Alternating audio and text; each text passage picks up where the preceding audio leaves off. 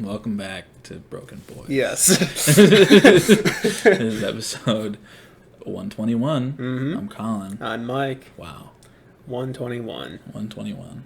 That's a fun one. That is a fun little number. It's like binary code, you know? Sure. Yeah. One's in... Never mind, there aren't twos in binary. It's okay. You've had a long, strenuous week. Oh, yes. Cat sitting. Yes, and dog sitting. Got into some hijinks. Oh, yes. We will talk about that. Yeah. We will also talk about all the Black Country Road songs and doing a bracket on them. But we won't get there yet because I'm Mike. You already said this. Did we say this? Mm-hmm. Why do I forget that sometimes? I don't know. It's literally less than a minute because we just hit a minute. Yeah, so yeah. It's okay. You're all right. You've been spending your time with animals. I don't know. Am I Mike? I think so. Okay. I hope so. Maybe I'm just trying to convince myself when I say it twice. Skinwalker or something, you know. That'd be crazy. Insane, man. But how was your week? It's been all right. Monday, over the weekend, I didn't do a whole lot. I don't think. I don't remember. It's a long time ago now. Mm-hmm. But Monday, I went and had lunch with my grandma. Aw, that was fun. Yeah. Where'd you go? We went to this. If you can say. I went to this restaurant called the Yorkies, I think. I don't know. It was kind of like our local restaurant. Okay, yeah. But like the portions were very large. Oh. It was a nice little place. It was pretty good. I got their steak Yorkie, which is just like a steak sandwich. It was good. Nice. Went home after that. I went and hung out with Allie. That was fun. Got some coffee. Spilled some tea. You know. Nice. Fun. Yeah. Fun stuff. It's a fun little play on words there. Yeah. You're just at the coffee shop spilling other people's tea. Yeah. Went around. But then while that was happening, one of my family cats was dying. Oh, actually? Mm-hmm. Oh. Yeah, they got home from lunch. I had left as soon as we got there, but like they went inside. Noah went down, laid down, and like my Penelope, she's having a fucking seizure. So rough time for them. Yeah. I was fine because old cat. It's I wasn't too attached to her, but did she pass? Yeah. Okay. Yeah, she died. Dang. They had to go take her into the vet. They didn't want to just leave her till she like passed on her own because they didn't know how long it would take and everything. So they just took her to a vet. Oh my! I'm sorry for burping during your sad story. It's all right. But yeah, mom was pretty sad. Brother and sister were pretty sad. Yeah. Rest in peace, Penelope. Yeah. Mm-hmm. Sorry about that. It's all right. It's okay. There seems to be a trend of dead pet, new pet. Mm-hmm. Like a fucked up Dr. Seuss book recently. Is there a new pet? Yes, because like when Mufasa died last year, my sister got a new cat, Maki, and then right before Penelope died, we took in, or my mom's boyfriend, what basically means we have another cat, took in a cat from a family friend. So now we got this new cat. She's a black cat named Sky. Oh. Yeah, but they got her like, and then Penelope died. So it's like fucking weird coincidence. But fun time. Another coincidence is I feel like every time we talk about Black Country Road for like a specific episode. There's depressing topics. Yeah. Because I know Answer Up There was Depresso Espresso. Yes. I don't remember exactly what it was, but I think something else was going on when Live from Bush Hall dropped. At least something for me. Like either it was just like extreme stress or something like that. It might have been. But I don't know. Every time it just it's just a lot of fun stuff here. Yeah. But. Oh, I'm sorry to hear about that. That's all right. If you're listening to the podcast, siblings of Colin, I'm sorry. Yeah, they're all right. Yeah. But went and I did a bunch of I took a bunch of walks this week. Yeah, I noticed that. It's fun. It's been. I was watching you walk. It's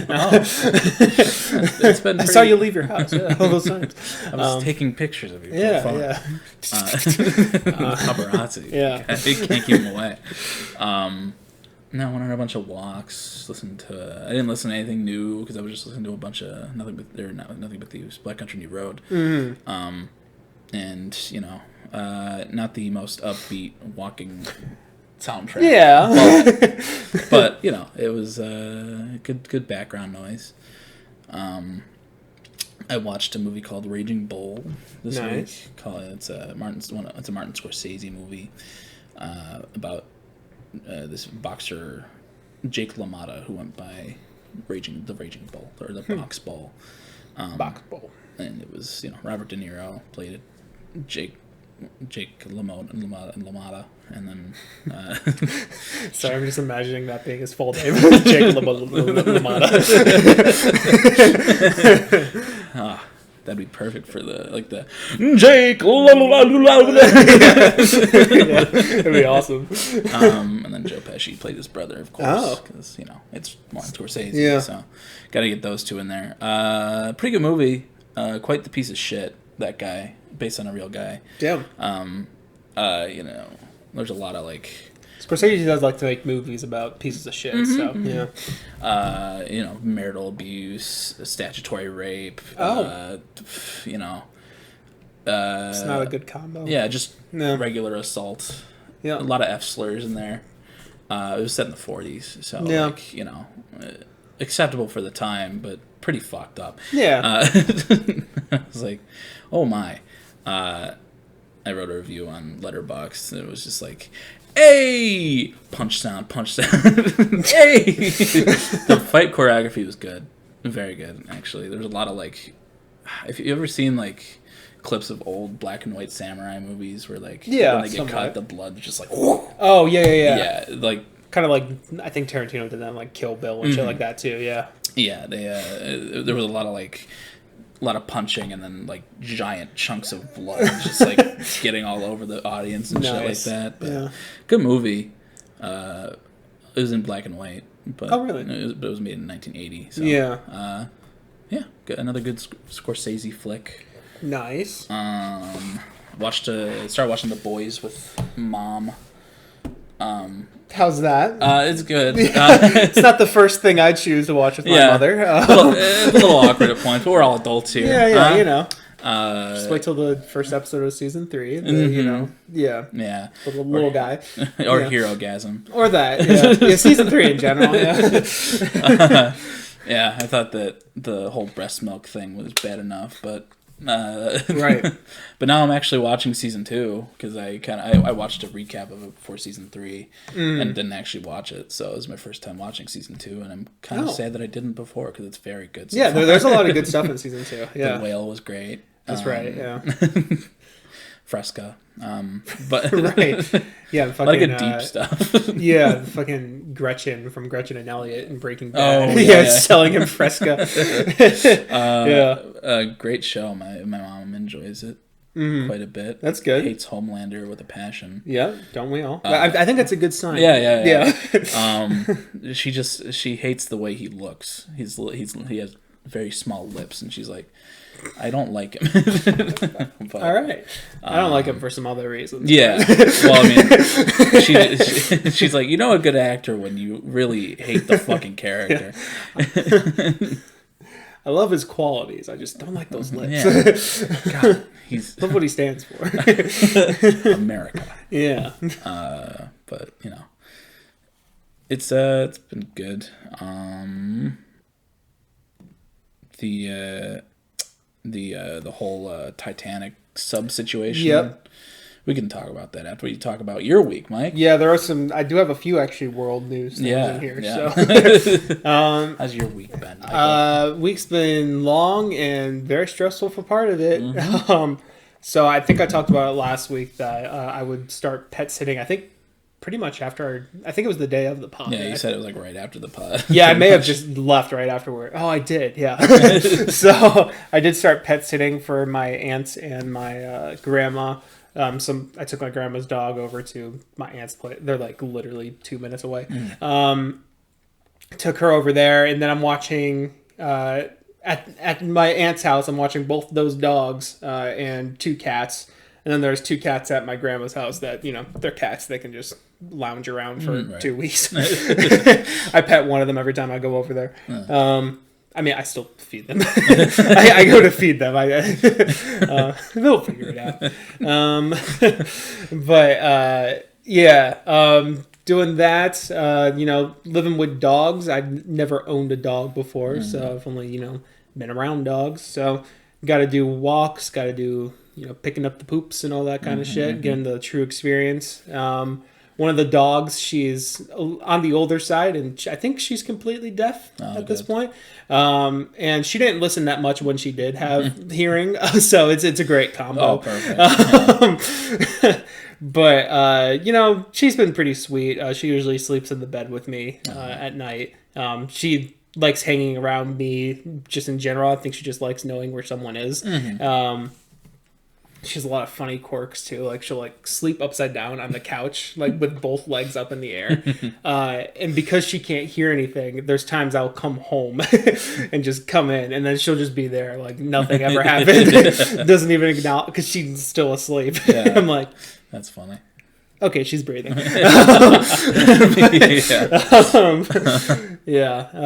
She's very sweet. My grandma's dog needs a lot of attention. She's a spoiled brat. She's a Sheltie, so very cute. Yeah. Purebred Sheltie, I believe. She's very well behaved for the most part. She just needs to be the center of attention all the time because she's an only child, pretty much. So. A lot of fun with that. But just kind of getting used to that whole thing was a little bit of an adjustment. My aunt's dog, the deaf one, she's on a 6 to 6 schedule with food. So 6 a.m. to 6 p.m. is when she gets fed. Yeah. So my schedule, because I will not be allowed to sleep if I go past that. Although we've adjusted a little bit to a 7 to 6 schedule. Oh, okay. Right. My schedule has been waking up at 7, feeding her, then taking him on a walk because the deaf dog has been trained to only shit when on walks. Does not go in her backyard. And so I feed them, let them digest and get some other house chores done, then take them on a walk, and then go for sleep part 2 is what I like to call it. It's not even really a nap. I really just whatever the inverse of a nap is. So waking up for a short amount of time and then going back to sleep. That's what I'm doing. It's it's going okay though. But there was a little bit of an incident that was not so great. So one of the cats, named Oliver, he's an all black cat. We had actually been bonding pretty well the first few days. I'd never. He's a little feisty at times, so he'll kind of but a lot of the times right now he's bullying the other pets, especially my grandma's dog. The deaf one. No. Oh, okay. No, he does bully the deaf one as well. Yeah, I'll get to that. But yeah, basically, if one of the dogs gets in his way, he'll of course. Claws, and you can't pick him up because he will, kill you. Yeah. But he comes up to you and you can pet him and he'll purr and all that stuff. He's really sweet until he's not. But he also really likes going outside. And my aunt was like, yeah, let him out. He'll do what he does. It's kind of he likes going outside for longer periods of time. That's just kind of what he does. But he'll be back within a few hours, pretty much. So my routine for the first few days was, get up early, let the dogs out, and because he was always standing by the door, he always, out right at 7 a.m. as well. I'm like, okay, I'll meet you when I wake back up. And that worked for the first few days. It was Monday, I think. Maybe it was Sunday. He was out from like morning until night, and I was like, I was getting a little worried for him in the evening, and I was texting my aunt. They're in Norway, by the way, so 7 hours away. Well, sorry, more than 7 hours away, but they're 7 hours ahead of us. And so I was like, hey, how do I get him back? And she was like, oh, he'll show back up. And he did around like 6:30 or so. I was like, okay, cool. That was a little worrying, but I was like, okay, not too big of a deal. I can deal with that if he comes back at dusk and all that sort of stuff. So then it was Monday morning. No, Tuesday. It was Tuesday morning. Tuesday morning, let him out, all that kind of jazz. He was out for the day. I kind of did my thing. I'm enrolled in a class right now, too. I'm taking my summer course that started this week. And that's, going whatever. I just have to do a lot of reading and discussion posts and that kind of stuff. Oh, God. It's not like strenuous, but like it is still kind of annoying and I need to be on top of it. So I was doing a lot of that throughout the day. Left for my grandma's and did all that. Didn't really see him before then. I'm like, okay, I'll see him a little bit later. Came back around like 3 or so, and he, wasn't there yet. And I was like, okay. And then in the evening, I was making plans to meet up with one of my friends that I do gaming with, Vanessa, and meet up and get some food. I think what was she offering me? Oh, we were figuring out the Wi-Fi because the Wi-Fi was really shit when we were gaming. She was going to give me something and get some food. I was like, okay, let me wait for the cat to come back in. Because it's a black cat at night, Yeah. Don't want to do that. I was waiting outside. It was around, 5:30, 6:30 when he came back the night before and wasn't back. And I kept waiting outside. I had to sneeze. Oh. That was suspenseful. Oh, God. No, Mike, no. Don't die. Yeah. Oh, shit, I forgot about it. I can get to the end of the episode real quick. All right. But, hours keep passing. It's getting darker and darker, later and later, and I'm outside doing work still. I'm like, okay, cat. And I kind of texted my aunt about it because they were now waking up in Norway at this point. And I was like, hey, so he hasn't really come back yet. And she's like, oh, that's weird. Usually when he does an all-nighter or something like that, he'll come back earlier in the evening or something. I'm like, okay. I was like, she's like, yeah, usually it's not that long. I'm like, all right. But he had like a water bowl out there, and I left some treats outside to, just see if he'd get them in the night, when he was back in the morning to, have something to eat or something like that. And then I kept checking it periodically because I was getting anxious about it. And I was like, don't know where he is. And every like 2 hours or so, I would go and check it, and he wasn't there, and nothing was taken from the food. And then, I finally went to bed or so around like 3-ish or so. And then none of the food was eaten in the morning, which at that point I was getting really concerned because, he is an indoor cat not an indoor cat, but like, well, he does like going outside. He also likes being inside with his food and sleeping and all that sort of stuff. And I figured, he would come back for food, and I think most cats would at that point. So I was thinking to myself, okay, well, kind of one of two options here. I'm thinking he's either stuck somewhere, like stuck in someone's garage or trapped in something, because there is like a wetlands across the street from them where he could go into.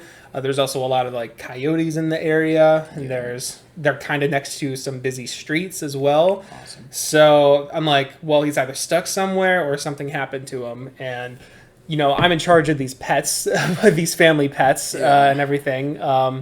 And I was getting, really worried and stressed out about that. And that morning I went and I checked all the roads to make sure I didn't see anything in the road. And my mom came over around noon or so, 'cause she was on break, and helped me look for him as well. Just kind of, 2 eyes looking while driving around and that sort of thing. Because there's only really so much you can do. Right. And didn't find him. So she had to go back to work, and I just kind of, went through the rest of my day a little bit. I was trying to get some sleep because I didn't get a lot of sleep the night before, and I was woken up to a doorbell. There was a guy trying to sell something, and I don't remember exactly what I said to him because I was like kind of out of it. And I was basically politely I told him, I'm not interested, but if you see this cat, let me know. Yeah. And he was really cool about it. He was like, oh yeah, let me just get your number or whatever and all that. So like did that, and like actually it was a few hours later that he texted me a picture of a cat, and he just put some question marks. So I was like, no, that's not him, but thank you for still thinking about this hours later. Yeah. I really appreciate it. Yeah, that's nice. But and then my mom came back in the evening again to give me some dinner and to do another search and everything. And I was really worried and shaken up at this point because like this had been 36, 37 hours at this point, and that's a long time for a cat. It's been really hot this week as well, and he is a black cat, and so I was just extremely worried. We did a lot of walking. I think I took 15,000 steps that day, just going around shaking bags of treats and all that. And we had gone inside to. It was like probably like 7:00 that night. We went inside to eat and all that. My mom brought me spaghetti. It was nice. Mom's spaghetti. Nice. Yeah. Did you vomit on your sweater from the stress? Yeah, I probably could have. Yeah, I probably should have took it off that sweater. It was so hot. Yeah. I can't imagine. I mean, it could have been good for catching. It could have been. Yeah, that's true. Yeah, it probably would be clawed.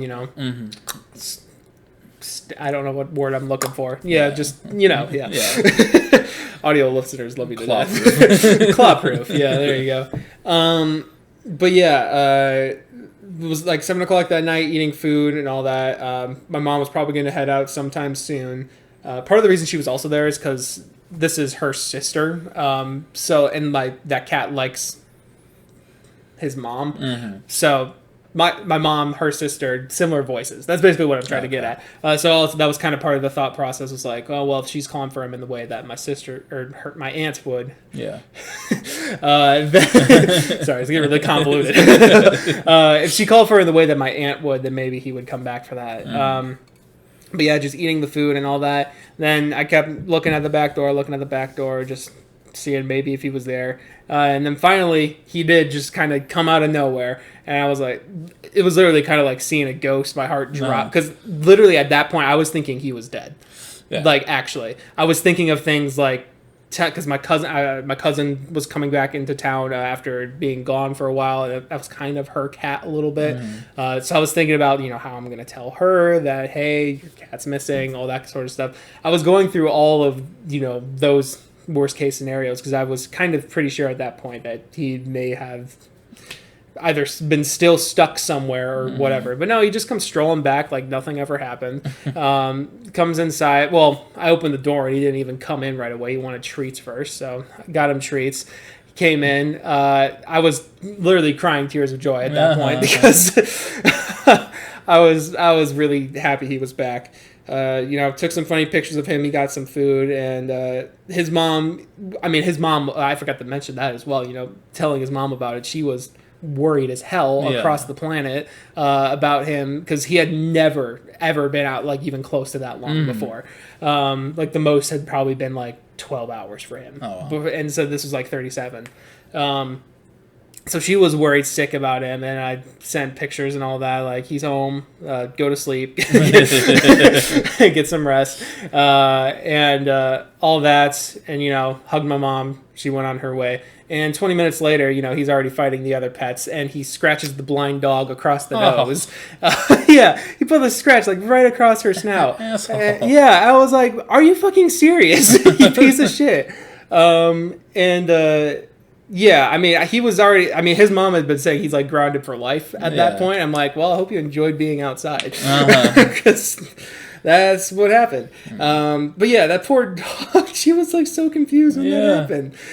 She didn't even know what happened, pretty much. And to console the deaf dog. And, he's been cranky, but, whatever. Fuck him. Fuck him, exactly. So now I have to double check the door every time I leave because he's a quick one as well. So he like I said, he's really sweet until he's not. He's kind of like the stereotypical what cat haters think all cats are like. That's him. and his tail's always swishing, and that thing is dangerous. Other than that, though, the pet sitting has gone fine. That was just a really stressful 24 hours, because I didn't start getting worried until the night he was gone. Yeah. But yeah, and then all that, and I was reading about the Titan thing at that time as well. Whatever. I should get on, but that was a big thing of this week that really stressed me out. And then on Thursday, picked up both of my cousins from the airport with my dad. Went to O'Hare. Had to figure out that originally it was just gonna be me, and my dad's like, I should probably go with you. Yeah. And I'm glad he did, and I think he was glad I went with him too, because I think we were both each other's eyes figuring out where to fucking park and all this type of shit. But yeah, I did that. It was kind of a fun experience. Why'd you spell trains wrong? That's a great... Well, I know I spelled automobiles wrong. Planes, trains, automobiles. Automobiles. I don't know why I spelled trains wrong. That's a really great question. T-R-A-N-E-S. Yeah. But anyways, that was it took a while, but got them back. They were in Iceland, which is pretty cool. Yeah. They just kind of went up there, and I think they just drove around the whole island just to do that. Cool. Saw some cool stuff. Saw a lot of sheep in the road. Yeah. All that. I'd love to go to Iceland at some point too. It looks just like such a nice place. But yeah, I got that. So now my cousin is with me for next couple days, just kind of hanging at home. I mean, we're pretty close, so it's all right.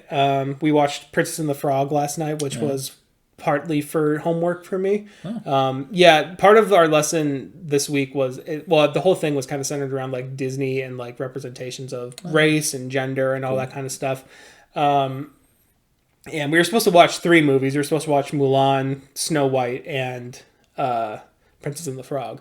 But I figured I realized I could BS and not watch Mulan and Snow White, but Princess and the Frog was kind of like a specific, like, name 3 scenes where this happens and how the music interacts with all that. And I'm like, what's the representation in Snow White? Dwarfism? No, mostly talking about the issues that Disney perpetuates with race, gender, and all that. And that one would be more gender, so, right. She like one person pointed out, she goes into this house of men and immediately they're all dirty and filthy, so she has to be the one to clean up, and that's all the type. I'm pretty sure that there's like damsel in distress stuff in that movie as well, right? Yeah, so the prince has to go save her and all that, like stereotypical things like that, just like gender role stuff, I think mostly. Okay. But anyways, we watched Princess and the Frog. It was all right. I really liked the art style of that movie. The animation was beautiful. Dr. Facilier is great, dude. Yeah, he was good. It's fucking it's Community. It's Keith David. Yeah, I noticed that. And I was like, oh, hey, I didn't know he could sing. He was good. That was part of the things I did write down, though, is the representation of like voodoo and all that stuff. I mean, voodoo is misrepresented a lot in all media, and that was a very blatant misrepresentation. So like there was that to him, but like all like his animations with the shadows and all that kind of shit, like there was a lot of creative animation in there that I really enjoyed. The story was pretty good though too. Did you cry when the firefly died? No, Rain, I think, or Rain. Yeah, Raymond. He was Raymond. Yeah, Raymond. I didn't, but I was like, damn, that was kind of brutal way to go. Yeah. Like the Homelander literally did it to that one little guy. It was pretty good. Not too bad. Hopefully I got what I needed for doing my posts and all that kind of shit.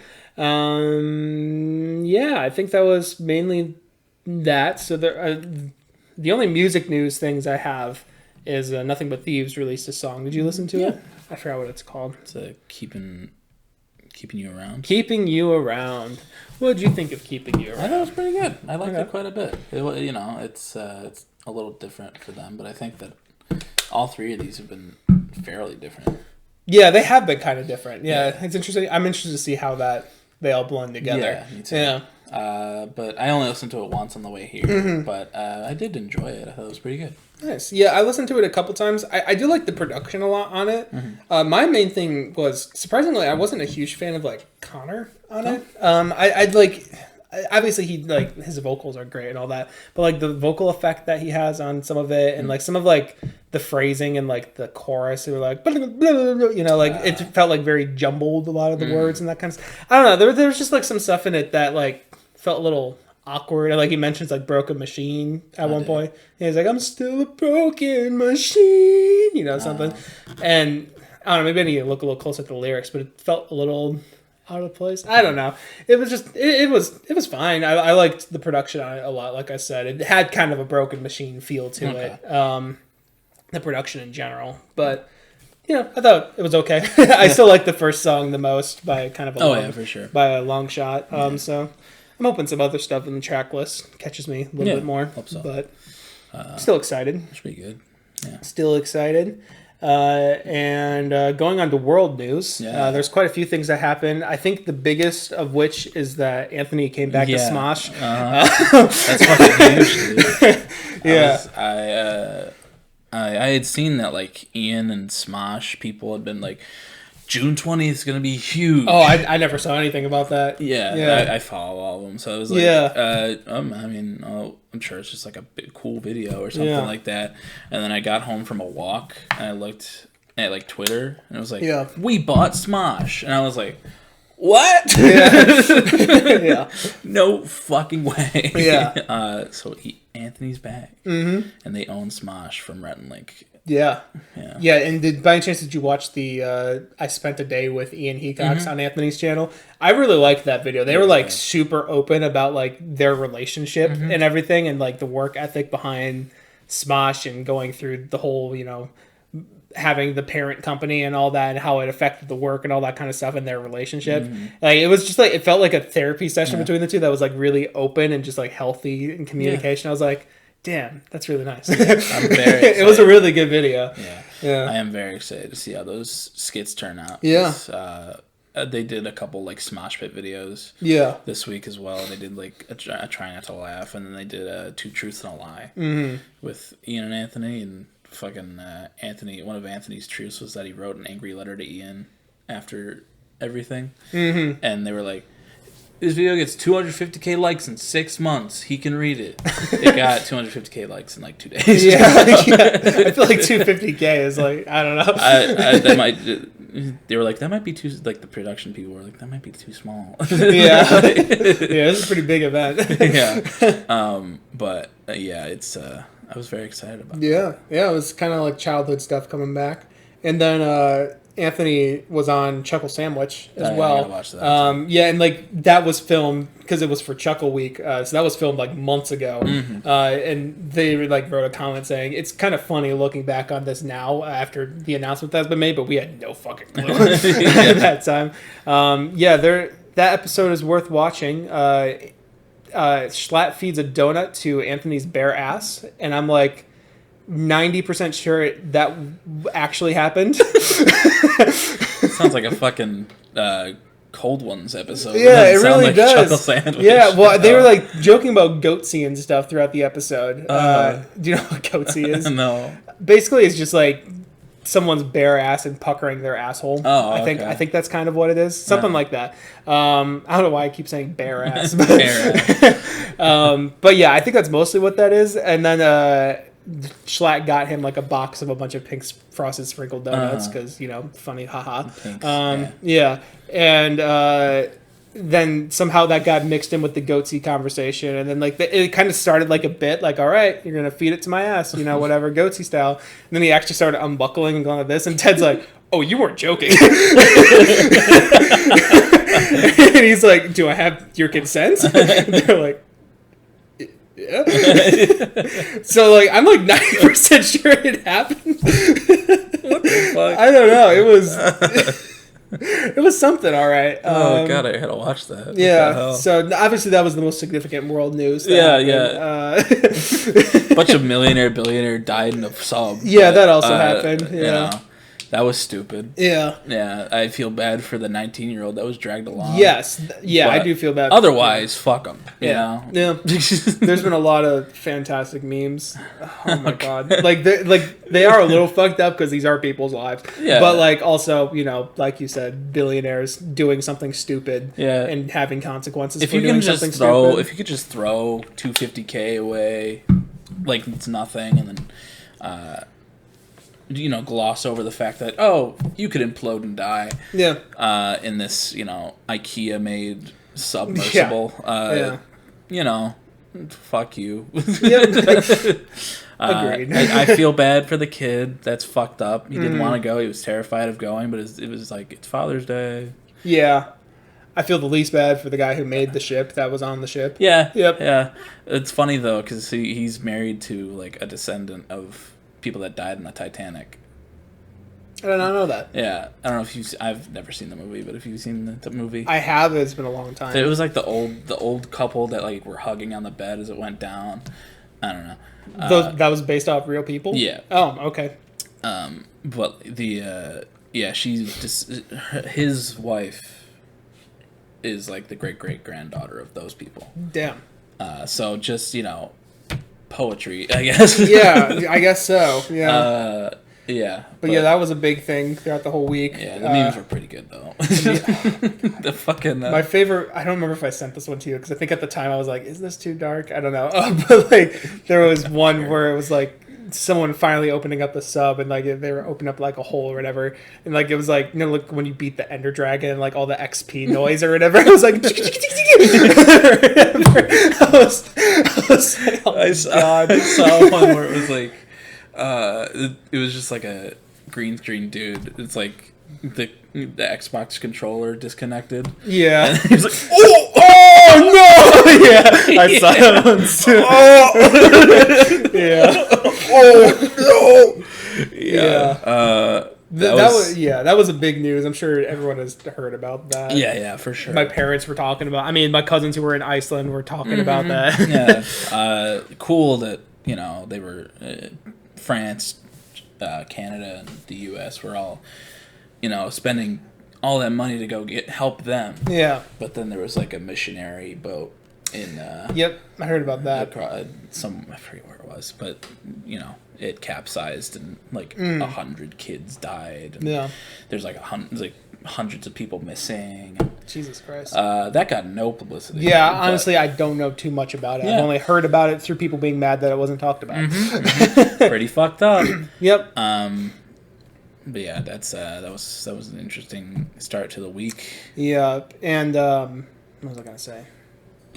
Oh, and I don't know. I don't know exactly why I want to say this, but I just want to say I think best case scenario for it because there was kind of throughout the whole week there was just talk of three options that had happened. Like one, they were floating on the surface somewhere and they couldn't open it up because it needed to be unbolted from the outside because great design. Mm-hmm. So either they were floating somewhere on top of the ocean and that no one had seen them, or they were stuck underneath in the actual wreckage of the Titanic, which would be like worst case scenario. And then, or they just kind of imploded on the spot. And so like the whole time, like there was like the whole like people talk about the oxygen levels. There was a lot of people joking about how the news sites had a countdown on their oxygen, like it was fucking New Year's Eve, like it was the ball dropping. Yeah, that was. I feel like that's somewhat insensitive. Even like you said, the billionaires. But I don't think it was meant to be insensitive. It was just like this is how much time they have left, right? But it just read like that's fucking funny. yeah. But I saw videos of it getting to zero and people like,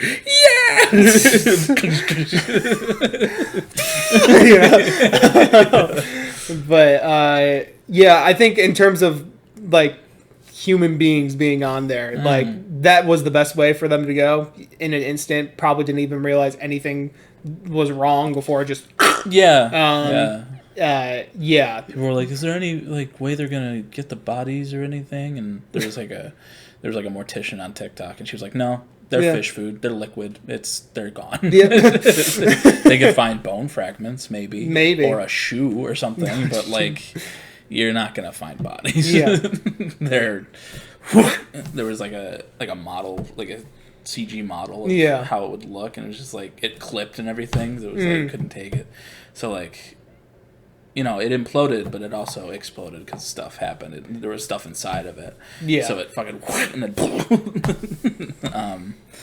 then So luckily they didn't know what was going on when it happened. But like as opposed to sitting in that damp metal tube for 90 hours or whatever, just knowing you're gonna die, running out of air. Like people have been joking about this, but I do guarantee, like in a year's time, we're gonna have a Netflix movie or some shit. That's James like, Cameron's gonna make a movie about this in 10 years. Yeah, he's gonna make $3 billion. James Cameron be alive in 10 years. I mean, that's when Avatar happens. So, it'll be his passion project after Avatar. Yeah. Titanic too. Yeah. Titan. Just Titan in parentheses ick. Leo to play the CEO and Kate Winslet to be the wife who was ascendant to the people on the Titanic. And Absolutely. Like, whoa. But yeah, that absolutely is going to be a horror movie at some point. Mm-hmm. Just people being trapped in a submarine. Yeah. Whatever. Just capitalizing off of stuff like that. But absolutely. Awesome. But also, I don't really know too much about this, but apparently a civil war in Russia started yesterday. Mm-hmm. And I don't know how accurate this is, but my friend just said that, and now the civil war is over. Yeah. So I don't really know anything about that. Do you? Yeah. So this group of like mercenaries, or like a small militia group called the Wagner group, headed by some Russian billionaire. They were like, we're done with Putin. They're attacking us. We're going and we're taking down Putin and the government.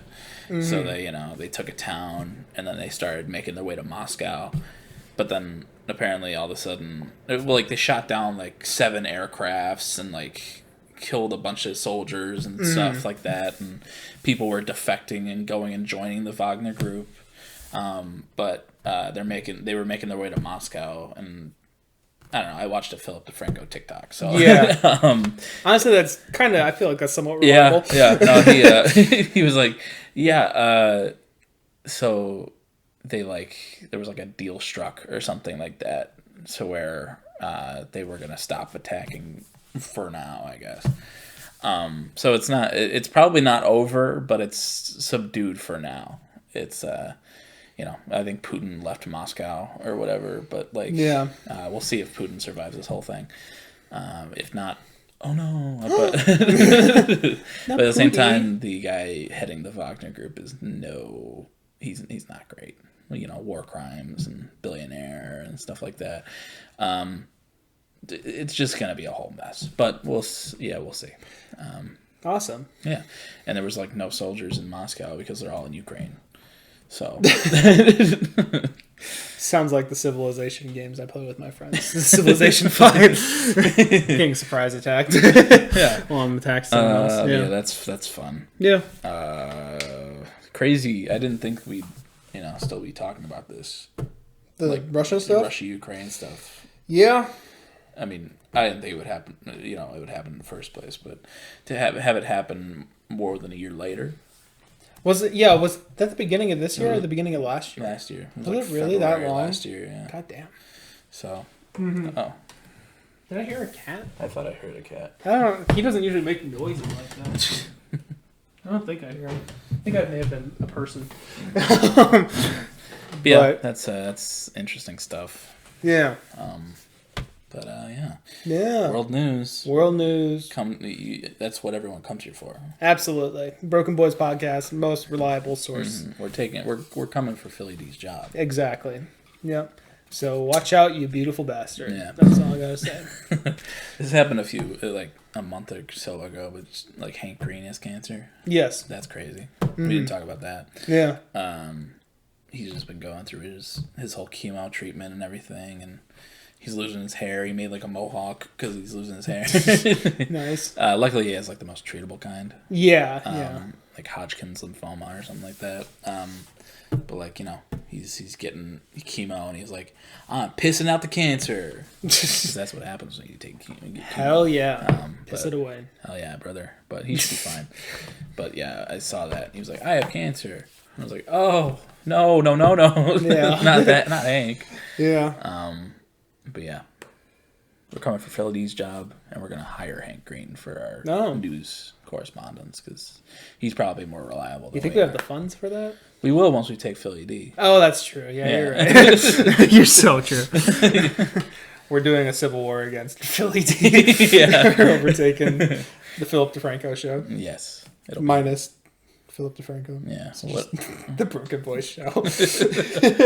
Yeah, we're dropping podcast, adding show. Exactly. Yeah. Anyway, we're 45 minutes in. Do you want to do the... Yeah. Black Country New Road. So we got stuff from both studio albums. Do you also have Bush Hall on there? Mm-hmm. Cool. So we're also going to do the Bush Hall songs since they're originals and all that. Black Country New Road. I feel like I'm hearing something. Hold on. Uh-oh. You explain. We're doing we do this thing where we make a bracket of an artist's songs, and we fight to the death to find which is the best song. Number one by that artist. Number one victory royale. Yeah, Fortnite, we about to get down. Get down. Don't know where the cat is, but... Don't know. I feel like I was hearing something. I think he's fine. I think it's something else. Yeah. But... yeah, we're going to do a bracket of the Black Country New Road songs to find out what's the best. It's 25 songs long. And, all right. Yeah, are you ready to get into it? I am so ready. Alrighty. First up, we got Snow Globes versus Chaos Space Marine. Cool. I like Snow Globes a lot, but it kind of feels long. Yeah. And it's not my favorite of their tracks. It's probably my least favorite on Ants from Up There, but Chaos Space Marine's a great opener, and I love it a lot. Yeah, so. Yeah. I mean, I'm in a very similar boat. I do think Ants from Up There is a perfect album. But Snow Globes, while it does work really great in the album, and I love like the free jazz drumming that happens throughout, it's so great. I do agree, it is slightly long, and like of the songs, it's probably the one that sometimes I'm like, I don't really feel like listening to all this. Yeah. But I still think it's a great song. But Chaos Space Marine is much more compact. I think it is the shortest like song on Ants from Up There. Nice and compact, lots of sections, great chorus and vocals and energy and all that sort of stuff. It's the most fun track on that album. Yeah, I agree. So yeah, I agree. Chaos Space Marine, it's a good one. All right. Chaos Space Marine moves on. All right. So we got The Wrong Trousers versus Sunglasses. Oh my god. So I know like when people like do like actual like March Madness brackets and stuff like that, isn't it like the last seed is up against the top seed or something? It's something like that. Like the worst is up against the best or something like that. Yeah, that's kind of what this one feels like to me. I like The Wrong Trousers. I think is a good song. It's of their entire discography for me though. I think it's the most forgettable. I like Lewis. He sings fairly okay on there. I think he's sick a little bit on there. I like how they both sing on there. I do like that part. That's the best part of that song. It's just the rest of it just isn't that memorable to me. But it's okay. But Sunglasses. Wow. This song has so much energy, and the two halves of it are fantastic. And Isaac sounds like a demented maniac on it, but that's what I love about it. I'm more than leave Kanye out of this. The Wrong Trousers is more than adequate, but Sunglasses is just... it's that bitch. I guess on that first record. So, I like The Wrong Trousers. That's like the last song I listened to before I got here. And I like how they both sound on it. Yeah. But Sunglasses is very, very good. Yeah. So it's like the most Black Betty that Black Country New Road sound. Yeah, yeah. Back when those two were getting... I mean, they still get compared a lot, but that's back when they actually had somewhat similar sounds. Yeah, I love Sunglasses a lot. Yeah, alrighty. Alright, next we got Intro versus I Won't Always Love You. Alright. Intro is the first song on Ants from Up There, yeah. right? I love that so much. So much better. It's so good. No, I Won't Always Love You is a great emotional song. It's I like the lyrics on it a lot. And, what's her name? Do you know her name? I am blanking right now. What? Tyler. Yeah. Tyler? Yeah. She sounds great on it. She's got a great voice, and I think it really conveys the emotion that this song really puts across. So that's I Won't Always Love You, but that intro, don't don't sleep on the intro. Yeah, don't sleep on the intro. It's 40 seconds long or something like that. The fucking it's fucking sick. Yeah. What do you think? I mean, I'm in a similar boat. I mean, intro. It is a way to open up the album. I like how it. I like how it transitions into Chaos Space Marine, and it works well because the first 4 minutes of the album are nice and happy and upbeat, and that contributes to that. So you kind of take what you can get with the happiness on that album. And then I Won't Always Love You. It reminds me a lot of their first album, the sound of it, especially like the ending part. The, I won't always love you. Yeah. I love that part so much. I really like that song. So yeah, I Won't Always Love You for me. I like the delivery on it a lot. Yes, I do as well. I won't always. And also how you. I'm not sure. Did you only listen to that like on Spotify, this album? The way like they kind of do that one live as well. Because like in the beginning parts, like the I won't always love you. Like she's like kind of like conducting everyone, but like giving these long spaces. It's cool. I like that part of the song cool too. As hell. Yeah. Alrighty. Alright. Ooh. Alright. Next we got The Boy versus Instrumental. Oh man. You talk first this time. This one's actually a little difficult for me. Is it? I do like The Boy a lot. The Boy has, I really like the lyrics on there. It's got a nice upbeat thing to it. May has a lot of really pretty voice on it. It's got nice sections in there. Instrumental, I think, is a fucking pop. I really love the instrumental a lot. I mean, it's the first song on their first album. And just, I had inspiration for that when I wrote a clarinet piece like 2 years ago now. It's just got such a great energy to it. Dang, I don't know. I feel like I love these songs like both the same. I think I'm slightly leaning towards instrumental, me personally. I do like The Boy a lot, though. I think the instrumentation on it is great. Yeah. I don't like The Boy. It's probably my least favorite Black Country song. Wow. Yeah, I don't know. It's like it's the weird like fairy tale book kind of thing that's going on. It's like chapter 1, and it's like I'm not feeling it. Yeah. I like the instrumental. I think it sounds good, but I mean, I'd rather listen to the instrumental.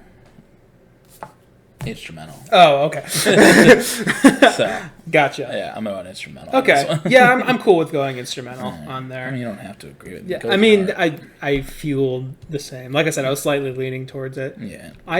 Hold on for next round though. I don't know why I love this band. I am blanking on what the hell, on what the instrumental sounds like. Why is that not coming up? I have this song saved. There we go. What is this?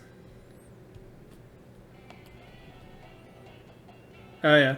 Okay, yeah. Sorry. You're good. Cool. All right. Next we got Up Song Reprise versus Athens, France. I love Up Song, but I like it more when it's the regular first version. Yeah. Athens, France is great, though. I love it a lot. So I mean, Up Song Reprise is basically what intro is to fucking Answer Up There. It's it caps off the album in a nice way. It transitions well from Dancers, I think is right before that. But yeah, it is literally just a recap. Pretty vocals, really spacious and all that. But Athens, France, it's a great song. I like I like that one a lot. Yes. Yeah, Athens, France is kind of like the most Answer Up There sounding track on their first album, I would say. For sure. Yeah. Ooh. So we got Good Will Hunting versus Bread Song. Oh, Jesus.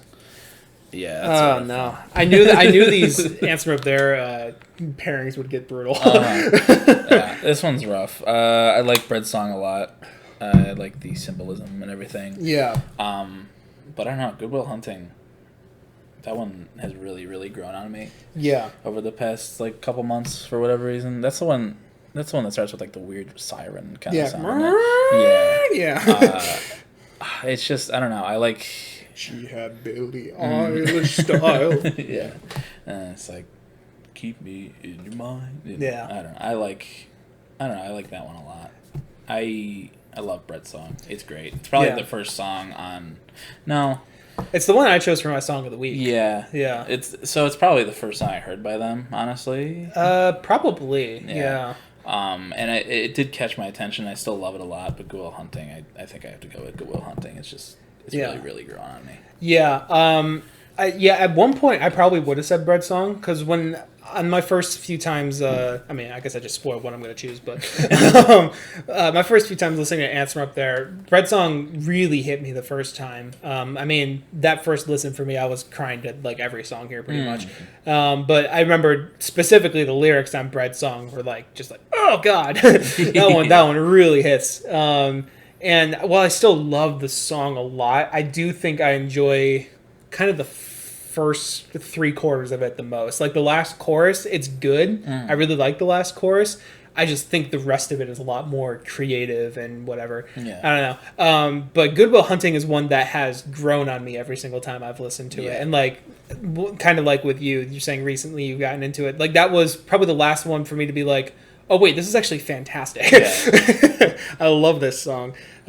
So yeah, for me, it would be Good Will Hunting nowadays. Cool. All right. Yeah. Robin Williams, Matt Damon, and Ben Absolutely. Affleck, Move On. I still have no idea why the song is called that, but it's okay. All right. No, okay. Basketball Shoes versus Mark's Theme. Mark's Theme is such a beautiful fucking little thing. That I honestly was. I always say this every bracket, but like that's one that I was kind of rooting for. That I would have won over a lot of things, to be honest with you. Really? I think it's such a pretty melody. It is. I love it, and the sound of, I think he's doing a tenor sax on that song, with the way the piano is mic'd and everything. Like something about it is so warm, and like I love that melody so much. What is that melody? Whatever. But Basketball Shoes. Contender for my favorite closer of all time. Yeah. Basketball Shoes is really a fucking masterpiece. Yeah. Mark's Theme is so fucking gorgeous. It's beautiful to listen to. Yeah. And it's a nice little fucking reprieve before they stab you in the heart for the next 3 songs. Yeah, it literally is a little break before the second half of the album, which is just 3 songs. Yeah. I love it a lot, but Basketball Shoes is just so fucking good. Yeah. And it does not feel like 12 minutes or whatever. No, it is like 12 minutes. It's fantastic because, I've mentioned that about it before, like, sometimes I'm listening to a 6-minute song. I'm like, oh, this song definitely feels like it's 6 minutes. 12. It never feels like 12 minutes. It honestly, it feels like a 6-minute song in a positive way. Yeah, like it's crazy. It's so how well it just paced and everything. And you never think you'd cry to somebody saying they had wet dreamed to Charlie XCX. But there I go. Here we are. Here we are. Who would have thought? Not me. All right, Basketball Shoes moves on. Hell yeah. Alrighty. Okay. So Concord versus Track X. Originally, when I listened to For the first time, Track X was my least favorite. Yeah, I remember you mentioning that. But as I've re-listened to it, I don't know why, because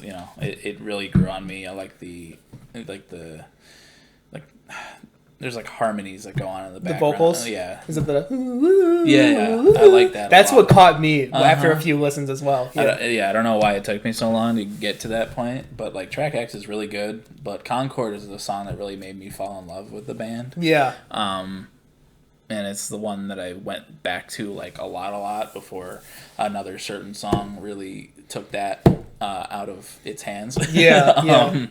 But I love Concord so much, and I have a lot of like emotion towards it, I guess. Passion for it. So I'm gonna go with Concord, but absolutely, yeah. Track X, that definitely is a growing track because, like I said, that also. What are those noises I'm hearing? I don't know. I think your neighbors are outside. Oh, yeah, it's probably that then.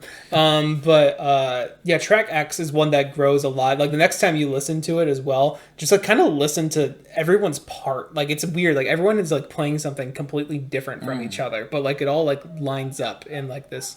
Oh, that's dogs. Yes. Lines up in this, like, this really unique way that... I don't know. There's a lot of really cool things going on in track X, but Concord, I would say on Answer Up there are like 3 songs that I think are 10 out of 10 songs, and that is one of them for me. Like it's beautifully paced. That crescendo at the end, and then just the climax is fucking wonderful.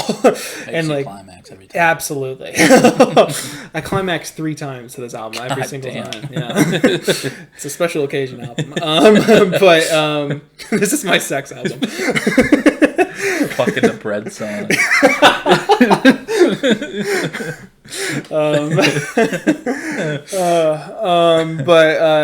Yeah, Concord, I love the instrumental. Like, this kind of has the rustic feel to it that the Boy does as well, but it is done in a way that feels a little more natural to the group, I would say.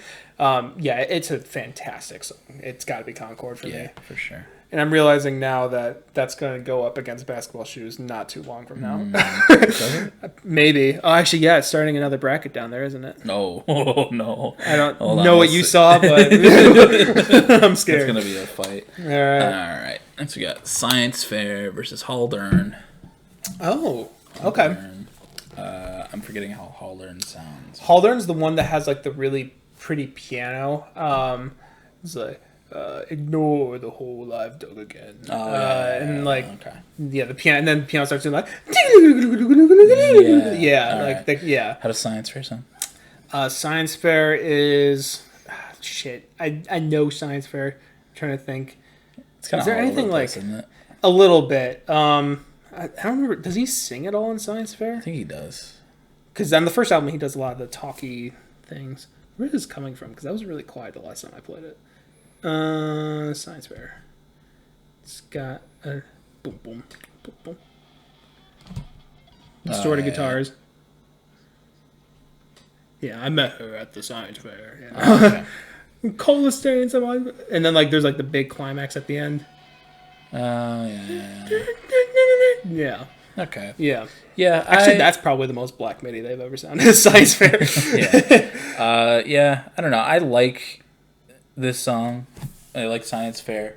It's good, but it's not one that I go back to all that often. I love Haldern a lot. Anything off an Answer From Up there is really gonna be like a front runner for me. Right. I mean, same for me. I don't know. Haldern is just even though I didn't remember how it sounded a second ago, it's a great fucking tune. Yeah, so. It's a nice tune. And Science Fair, I like it, but I'm not a huge fan of the all over the place all the time. Okay. And I listened to it earlier today, and I was wasn't super feeling it. So, okay. Yeah, I'm gonna go Haldern, but. All right. For me, Haldern, I love Haldern a lot. But it is kind of one of the lesser tracks on Answer Up there for me. It's a beautiful song, and there's a lot of great things going for it, but I kind of do find it to be somewhat forgettable in the track list compared to everything else. But Science Fair is... I love Science Fair a lot. These are kind of very close to me for very different reasons. The ending of Science Fair is fantastic. I absolutely love the crescendo it comes to at the very end. And the song leading up to it has good moments as well. Like there's a lot of good like sax and violin harmonies going on in there, and then just this really eerie vibe throughout the whole thing, which makes that climax so much better. I don't know. I think I do slightly prefer Science Fair over Haldern, but they're very close for very different reasons. So what we do in terms of a tie here is we do a little game of rock, paper, scissors, or paper, scissors, rock if you're fucking stupid. Yes. Is that Canadians? I don't know. Some people say paper, scissors, rock. It might rock. be fucking those fake people over in Britain. With their pebble beaches. Yeah. Or Rochambeau if you're cool. Yeah. Yeah. Where's that said? I don't know, like France or something. Okay. That does sound French, yeah. But we do a little game of rock, paper, scissors to see who gets to go on, and if we have another disagreement later on, then it just kind of switches off back and forth between us who actually gets it. Mm-hmm. So This is the first one, though, so this one counts. All right. Damn. Science Fair goes on. I'm sorry. All right. I found this band first. Okay, and they've become just as much of a personality trait for me as they have for you. No, it's just me. They're my band. Okay. Alrighty. Next we got Across the Pond Friend versus Chaos Space Marine. These actually kind of have somewhat similar vibes. They do. Across the Pond Friend, I thought was like my favorite off of Bush Hall when I first listened to it, and it's still great. I do like Lewis on it. I like a lot of things about it. But I don't know. Chaos Space Marine is just such a fun way to start Ants. Yeah.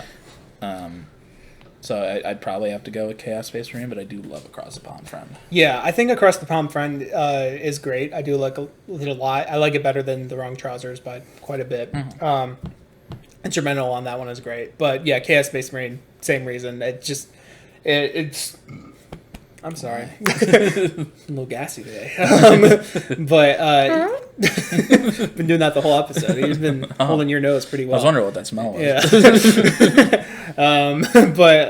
Chaos Space Marine, it's just Isaac's vocal performance on it is great. I love the shifting time signatures that happen all throughout it. There's a lot of different shifts going on in a really playful way. Mm-hmm. And I'm remembering the beginning of it where they have their own little solos and like the or whatever, and the sax do the same. Like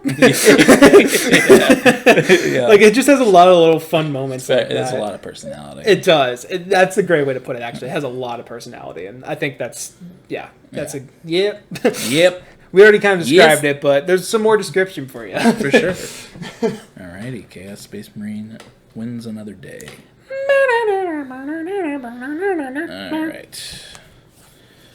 Next we got Sunglasses versus I Won't Always Love You. Damn. Yeah. Yeah, I mean, as much as I do like I Won't Always Love You, I think it actually is a little... For some people don't like that one as much on Bush Hall. I think it's one of the strongest ones on there. I think so, it's one of the ones that sticks with you the most.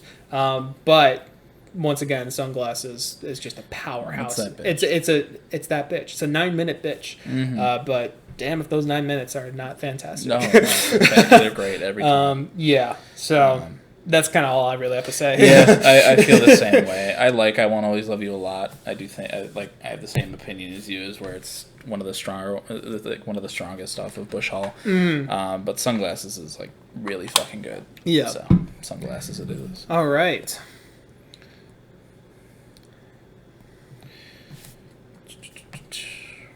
Alrighty. Next we got Dancers versus Instrumental.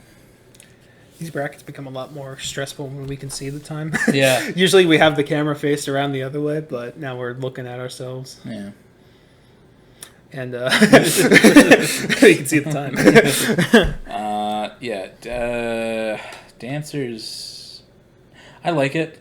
But it's very repetitive, and it's Dancers. Yeah.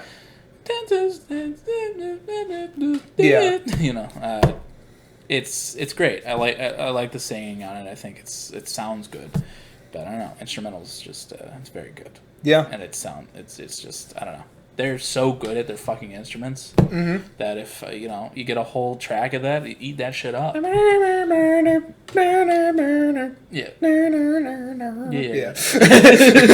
It's that good shit. That's all I need to say. Yeah, I like dancers a lot, but I think I'm gonna go instrumental. Yeah, I'm actually kind of exactly in the same boat as you for once. I'm kidding. But yeah, dancers I do think is slightly repetitive as well. I do want to shout out Charlie, their drummer, screaming at the end of it. Yeah, like she's kind of like singing softly, and then like in the background, there's it's great.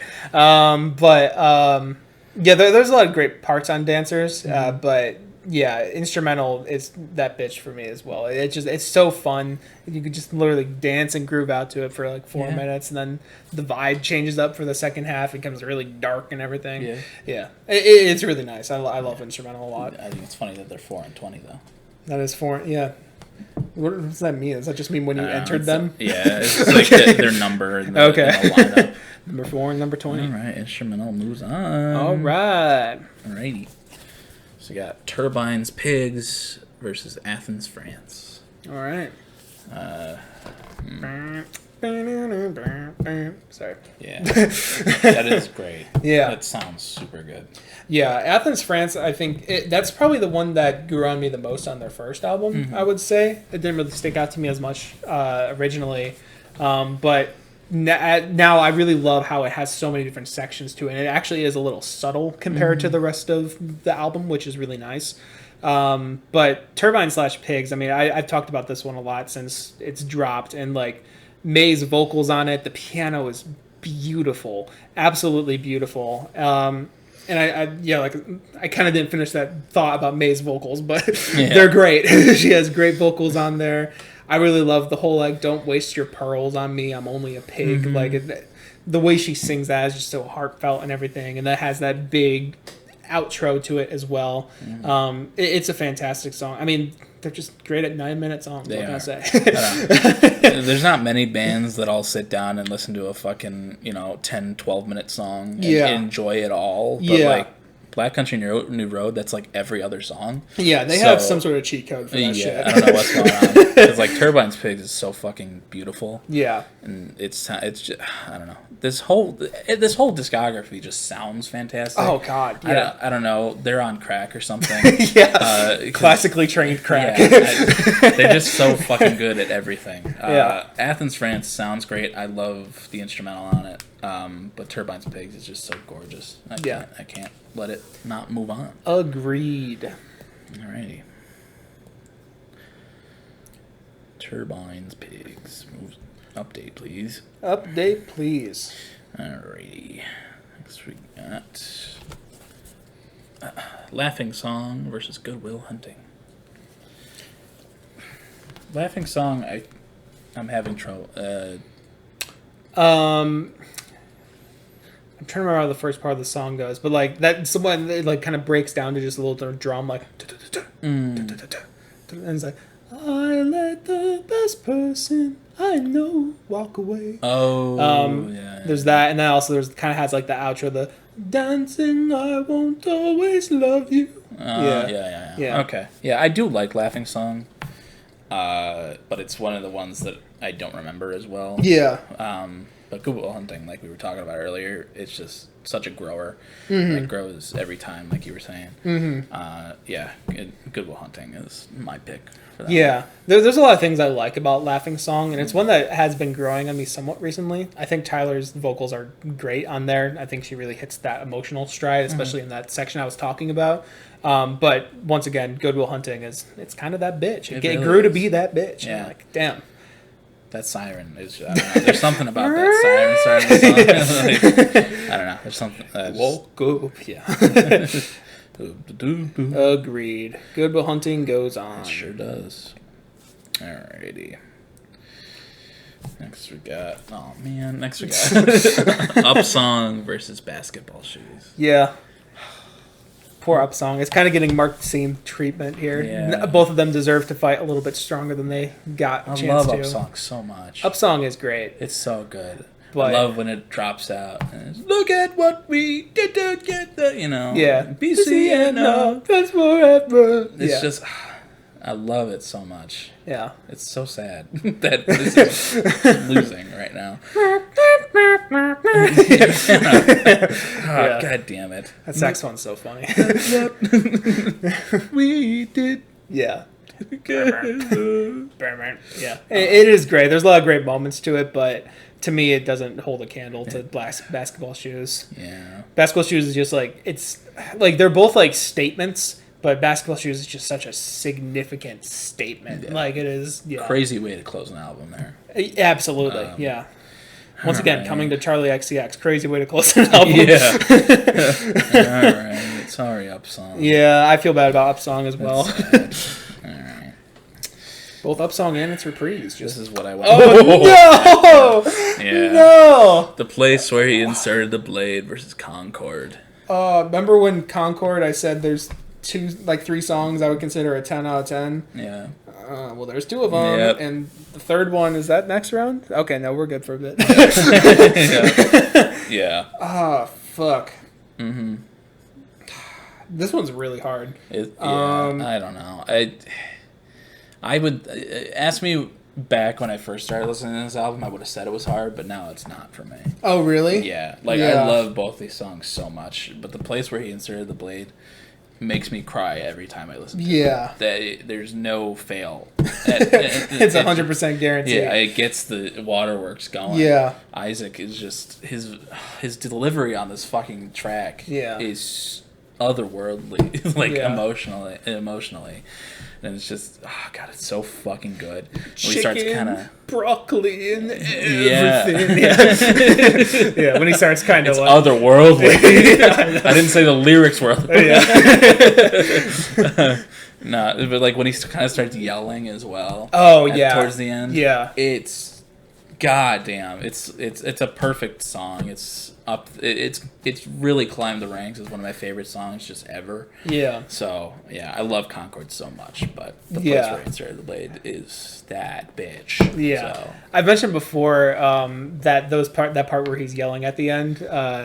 My reaction to that every time I listen to it, because the first time he yells, he's like, "Show me the fifth or the cadence you want me to play." I'm like, haha, music theory. Like, I get that, and then it's like show me where to tie the other end of this chain. I'm like, oh, that's the one that oh shit, that's the blade for me. Yeah. The piano at the beginning. The piano. Yeah. Oh, every time I hear that piano, I just go. Oh. Yeah. Yeah. These songs are extremely fucking close for me. Like I said, they're both 10 out of 10s. Slightly different reasons. I do think I agree with the place he inserted the blade going on. And I don't really think I can dictate why. It's mostly just like a feeling of just like, I think maybe just a slight more personal connection to some of the lyrics and all that. Something like that. They're both fantastic songs. This one's brutal, but I do have a little hunch of putting that one forward. So, yeah. All right. The place where he inserted the blade moves on. Rest in peace, Concord. Yeah. You did not deserve to go out this early. Yeah. If you would have been up against anything else. Pretty much. All right. Oh, okay. Next we got Opus versus Science Fair. I forgot that Opus hadn't showed up yet. Yeah. Opus was their Opus before, Ants from Up There came out. It's true. It's fantastic. I love it a lot. Yeah.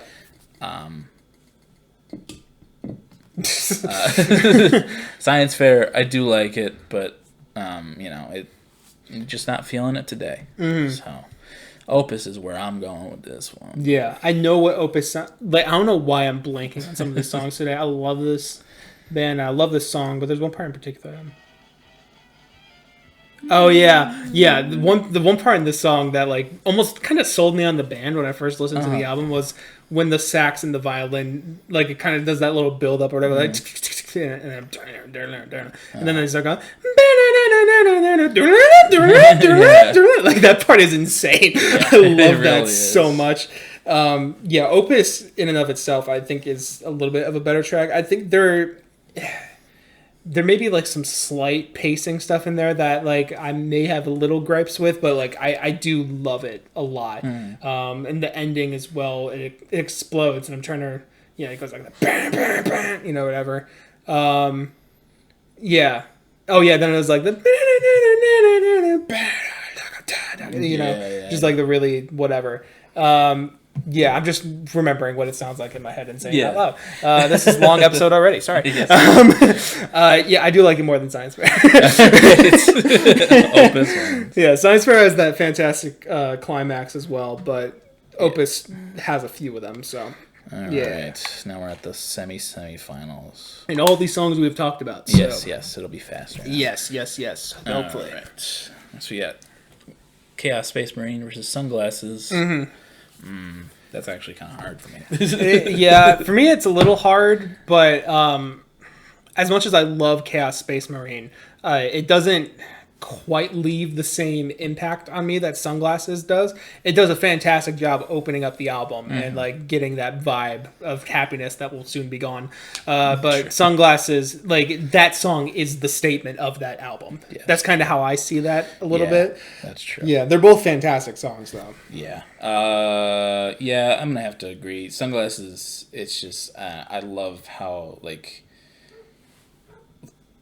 kind of silly, but also like like it's a little self-aware. Yeah. I don't know. It's Chaos Space Marine, great way to start an album, but Sunglasses. Yep. Wins. Sunglasses. It moves on. All right. Instrumental kind of it went on pretty far here. Yeah, I do like instrumental a lot. Too. Next, got Instrumental versus Turbine/Pigs. It's gonna be Turbines. Yes. I love Instrumental. It's a fantastic track, but it is an instrumental at the end of the day. It sure is. All right. Oh man. Ooh. Oh my god. Can't get a hold on it. Next we got Good Will Hunting versus Basketball Shoes. Basketball Shoes is just a ruthless slaughterer today. It really is. God damn it. Yeah. If I wasn't in the mood to listen to a 12-minute song, I wouldn't listen to Basketball Shoes. Like if I was showing someone the band for the first time, I would show them Good Will Hunting. For sure. I love Good Will Hunting so much. Yeah. This is sad. I mean, obviously you're your own person, but for me the answer is pretty clear. I know. It's Basketball Shoes. Yeah, I love Good Will Hunting. It's a movie I've never seen, but I did watch it, but I don't really remember much of it. I was kind of young, and I think I didn't really understand the themes. So. No, it's not your fault. Yeah, thank you. That's. I know. Thank you, Robbie. All right, next we got The Place Where You Inserted the Blade versus Opus. The Place. Yes. Love Opus. Probably would have been my favorite song at one point. When it was just their first album out, because Sunglasses I liked a lot, but I didn't like love it at first. Opus was like a love from first sight type of deal. But yeah.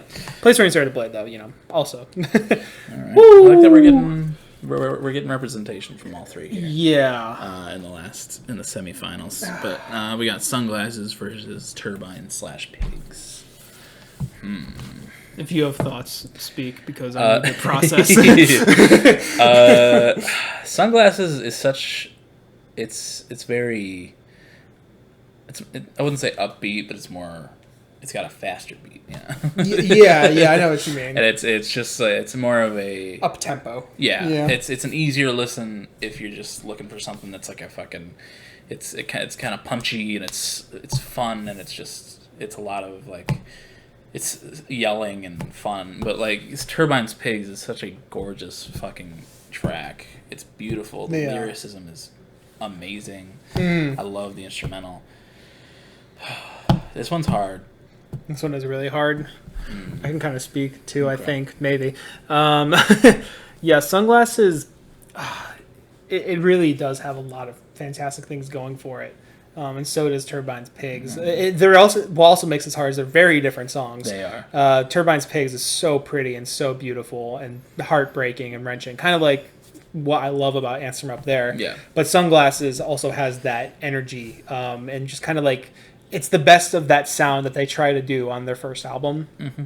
of just that kind of dark post-rock type sound. And it's got a lot of great moving parts to it, a lot of iconic parts. Man. Yeah, there's a lot of great things going for both songs. They're probably both 10s for me, I would say. I think I'm going to go Turbines Pigs. Really? Yeah.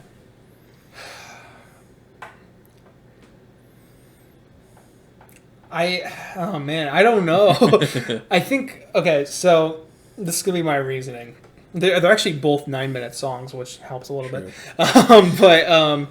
Actually, Sunglasses is nearly 10 minutes. I never noticed that. Oh, yeah. But I think Turbines Pigs, as much as I love it, sometimes the ending feels a little bit long. Sometimes. But it is beautiful. But it does get maybe slightly repetitive towards the end. Okay. And I wish maybe something else slightly happened. I don't know. I'm grasping at straws here, but it is something that I do have a slight gripe with. Boop. That hasn't happened in a while. Huh? That hasn't happened in a while. I know. I forgot that. Yeah. So I think it's Sunglasses for me. But I win. But you win the tie. Yeah, but I think my gut is slightly doing that. So right, that's fair. All right. I could go either way, honestly. Yeah. I'm feeling Turbines right now. Okay, so. Then go Turbines. I'm going Turbines. I don't think we'll have any vicious disagreements on this episode. So. Yeah, until this one. What's going on here? Oh, fuck. I spoke too soon. Yeah. All right. Basketball Shoes versus The Place Where He Inserted the Blade. It's The Place for me. The Place Where He Inserted the Blade. Basketball Shoes, I love it. It's perfect. Yeah. It's 10 out of 10. It's a great closer. It's, tear-jerking. It's heartbreaking. It's everything a song can be in one. But, like I said, The Place Where He Inserted the Blade, I cry every fucking time I listen to it. Mm-hmm. And it's up there with my favorite tracks in general of any band. So, wow. Favorite songs, period. Yeah, it's really risen in the ranks yeah. as time has gone on. So yeah, it's for that one. Yeah, I think in my mind I do have an answer. These are both fantastic songs, and I think if it's a preference of just overall which one I love more, it would maybe, or just which one I respect more maybe, would probably go to Basketball Shoes. But I'm almost thinking, right now at least, I'm thinking in terms of part of what makes Basketball Shoes so great is its context within the album. It's a great song by itself. Yeah. But what makes it so good is that, I'm not sure if you know this, but they wrote the album around this song. This song existed for a while in their live shows, and people loved it so much that they're like, okay, let's just make an album that pulls little parts from each of the sections of the song, and we expand upon those parts in those individual songs. So that's part of why it feels so satisfying, because it feels like it just wraps everything up and just combines everything to the most cathartic degree. Yeah. But I think that album context is what makes that song feel so great. Partially why it makes it feel so great. Meanwhile, The Place Where He Inserted the Blade is just it's its own thing, and that's why it's so great, is because it's its own thing. Yeah. So I think because of that reasoning, I'm leaning more towards The Place Where He Inserted the Blade, just on a objective song level. Yeah, so that's my reasoning. That's a tough one. Yeah. Those are the two. That's a final, right? That is a final, yeah. But yeah, I would go The Place as well. I was expecting more of a fight on that one. But... Yeah, I'm just reading my own emotions, man. All right. Is this the final? It is. All right. Our final matchup is Turbines/Pigs versus The Place Where He Inserted the Blade. Damn. And this might be the easiest final song we've had. Probably, yeah. Turbines/Pigs. I picked it over Sunglasses. I think it's beautiful. I love the lyricism on it. I love the the metaphorical feel. Mm-hmm. I don't know. The metaphors. The metaphors. Yeah. Yeah, but it's The Place Where He Inserted the Blade. Yeah. Yeah. Agreed. Turbines Pigs has so many great things, and that's kind of one of those songs that like has me loving their current stuff and what they're going to do in the future. But Place Where You Insert the Blade is going to take a lot for any of them to top, and it's and it's okay if they never do. Yeah, for sure. Because they still make fantastic music. But yep. All right, our tournament champion. Place Where You Insert the Blade. I would say probably Billy Brackett was easier than that one. Yeah, okay. For me, going into that, I'm like, there's nothing beating Happier than Ever. Like, nothing's even, for me personally, nothing even was coming close. Sure. Yeah. Yeah, all right. Yeah. That was fun. That was the BCNR That was great. bracket. We only had one, or no, we had 2 disagreements, right? Yes. Yeah, we had 2 disagreements, and one of them was just extremely slight. Yes. Alrighty. Well, thanks for watching our BCNR bracket. Yeah. Yeah. What are you reading about? I was trying to look at our old brackets. Oh, okay. Oh, there they are. Well, we should probably get into Song of the Week. For sure. And I'm up first, and I don't fucking know what I want yet. Oh. So, tell the people what you've got going on. This camera. Movie out. Movie out? What movie? The Flash. The Flesh? Yeah. Is it a it's Flash? The porn parody of The Flash. He comes really fast. It's 3 seconds long. Yeah. But it's pretty good. It's my magnum opus. Yeah. Yeah. All right. It's out on any porn website you can think of. Any of them? Yeah. Wow, that's some great distribution you got there. Yeah. I have a great agent. Yeah. It sounds like It's also on our Patreon. Nice. Cool. Well, I haven't been listening to much this week, and this is one that my friend Vanessa showed me a while ago, and she's been learning the bass on it, and it's been kind of getting stuck in my head a lot. It's kind of a fun song, so I'm going to go by Cornflake by Psychedelic Porn Crumpets. Oh. All right. All right.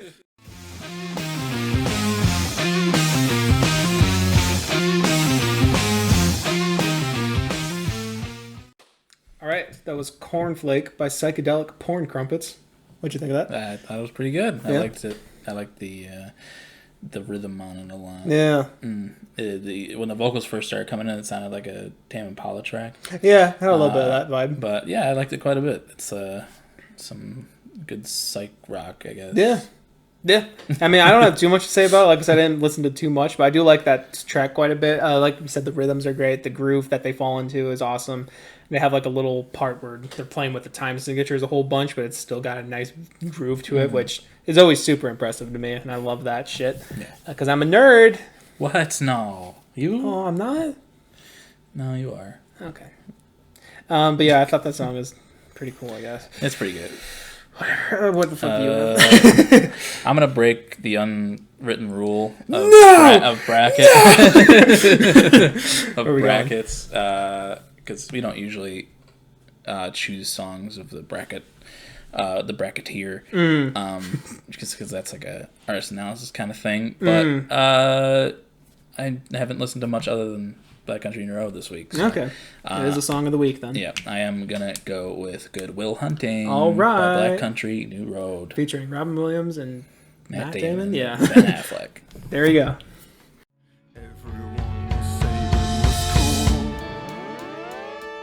She had Billie Eilish style. All right, that was "Good Will Hunting" by Black Country New Road. Goddamn right. What do you think, Mike? Hate it. Oh. I was faking my feelings throughout that whole bracket. All right. Well, we'll talk at you next week. Yep.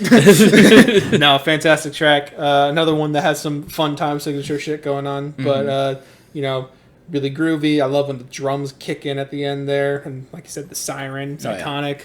And, she had Billie Eilish style. Love that a lot. Trying to find something to hold on to. It's strangely catchy. Isaac's voice is. I mean, I guess if you're talking fun tracks, Chaos Space Marine has that, and this one has a lot of fun energy to it as well. But the lyrics are a little. I love that whole lyric of the whole the burning starship. It's filled with your friends, your childhood photos, no room for me to go, and then the whole float with the wreckage. I love that whole imagery and shit there. That so whole second verse is great. I love it a lot. It's one of those tracks that really catch my attention, especially when it starts with, you know. Yeah. I love it a lot. So. Yeah. It's a great song. Yeah. Absolutely. Sure is. Hell yeah. You got anything else you want to say? Nope. All right. Fuck you. All right. Shut up. Shut up. Yeah. Yeah. It's a little Smosh reference for all you World News fans. Yeah. Yeah. Yeah. Fans of the World News. Yeah. Well, anyways, thanks for watching. Yeah. That was our Black Country New Road bracket. That's whatever. It is whatever. Thanks for whatever. I mean, it doesn't really matter. Thanks for whatever. No one's here. But at this point. Yeah. But that little segment that we just did, the Song of the Week, you know, you can find those places. Sure can. We don't just talk about them. No. We put them in a little playlist. Well, I do so much work adding them to playlists. I would have done it if you'd asked me. And, well, there's a reason I didn't. I'll let you mull over that one. But yeah, we have those, and if you are on streaming services, you can have no idea where to go. But lucky for you, you can go over to YouTube and search the name of this podcast, BrokeN Boys, capital N BOYS. Yes. And yeah, and you will find links to playlists in the description. What? We got a playlist for me. We got a playlist for Colin. We got one for both of us combined, and all of our guests. And there you can listen to Good Will Hunting or Cornflake, and you can vibe out to both of those. They're kind of vibey songs this week. That's where you can find that, but you can also find a whole bunch of stuff on us. For me, you can find my questionable past. I have that in the description. You can find some dirt on me. But also, you can find my music. Coping Mechanism, my album, turned a year old yesterday from when I'm recording this. Congratulations, Mike. It hasn't learned to speak yet. But is it walking around? Is it... Do 1-year-olds usually walk around? I don't know the baby stages. Yeah, they're probably waddling around. Yeah, it waddles a little bit. Yeah, he'd make a noise, not saying words yet, but going, you know. Yeah, it's going like, yeah, be honest. Yeah. That's so stupid. All right.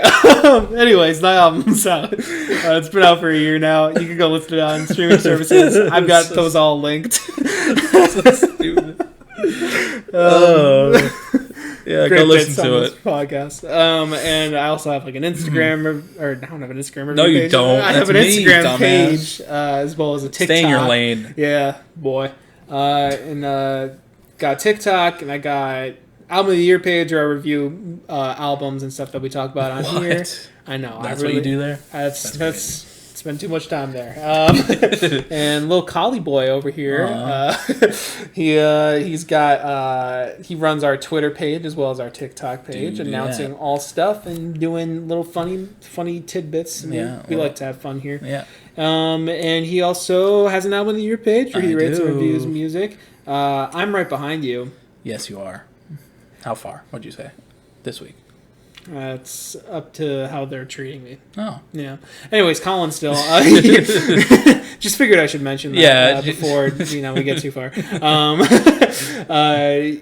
Album of the Year page as well as a letterbox where he reviews movies. Go watch his review or look at his review on Raging Bull. That was a Raging Bull, not the Six Flags ride. No. And... Oh, he also has an old Instagram review page. Yep, that was me. Yeah, that's your thing. Yeah, and I'm also right in front of you. Yeah. Right in front of you. I don't care how you're treating me. I'm right there, baby. Yep. And what we're going to do is, depending on how you're treating me, I may run from a far distance or from a close distance, and we're going to open my arms and Naruto run at you, and then... I'm going to consensually give you a hug, and Colin's going to give you a hug at the same time. Yep. So you're going to be right in the middle, feel nice and loved, nice and warm. And just when you're feeling the vibes, you're going to hear in your ear a little... and that'll be our tongues colliding. With consent, of course. With consent, like I said. Yeah. But if that does sound appealing to you, drop that Addy down in the comment section. And hit that subby as well. Yeah. And hit that belly. Also go check out The Flesh. Yes. Streaming on all porn sites. Yeah. Yep. We'll make The Flesh too if you consent. There. Yes. That's my multiverse of madness. Yeah, there needs to be a porn multiverse of madness. Yeah, multiverse of pornness. God, you could have all the good ones. Like this isn't a beach, this is a bathtub. Exactly. And our daddy told us to be proud of our dicks. And I don't know. The Flesh. The Flesh. Yeah, so look out for that. The PCU is what we're going to call that. Pornographic Cinematic Universe. Yeah. Keep a lookout for that. Yep. And coming soon to a theater near you. The emphasis on the coming. And don't leave for the credits, because there's going to be an after credit scene. Oh, God. You don't want to miss those. You don't want to miss that. It's going to set up the whole PCU. Yeah, the whole PCU. Yeah. All right, well. It's just going to be us doing PCP. On the PCU. Yeah. Alrighty. Well, we will catch you next week. Look forward to the PCU. Yep. Love you. Bye.